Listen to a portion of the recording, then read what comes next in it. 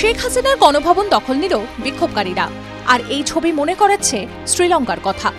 কোথাও দেখা যাচ্ছে হাসিনার ঢাকাই শাড়ি গায়ে জড়িয়েছেন কোনো বিক্ষোভকারী, কেউ আবার গণভবনে বেডরুমে ঢুকে বিছানায় শুয়ে আছেন বহাল তবিয়তে।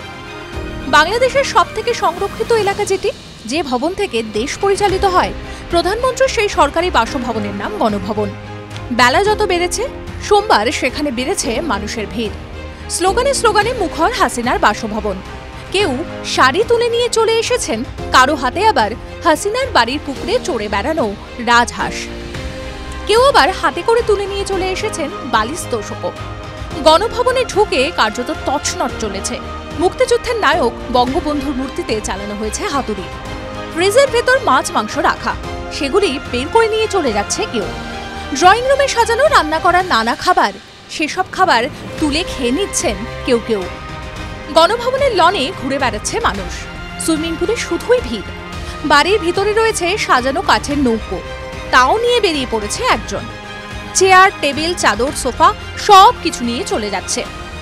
গণভবনের ভিতরে যে যেমন ভাবে পেরেছে তুলে নিয়েছে থালা বাটি থেকে নানা জিনিস। হাসিনার অফিস ঘরও তছনছ করা হয়েছে। রিকশা নিয়ে ঢুকে পড়েছে গণভবনে। পরিস্থিতি ভয়াবহ। বাংলাদেশের বিভিন্ন জায়গায় আগুন জ্বলছে, বিভিন্ন জায়গায় ভাঙচুর চলছে। বঙ্গবন্ধুর মূর্তি ভাঙা ছবিতে অগ্নিসংযোগ করা চলেছে। বাংলাদেশের মন্ত্রীদের বাড়িতেও অগ্নিসংযোগ করা হয়েছে। গণভবন, বঙ্গভবন, বিজয় সরণি, সংসদ ভবন সর্বত্র প্রতিবাদের আগুন জ্বলেছে। সেনাপ্রধান জানিয়েছেন দ্রুত অন্তর্বর্তী সরকার গঠন করা হবে। TV9 Bangla digital.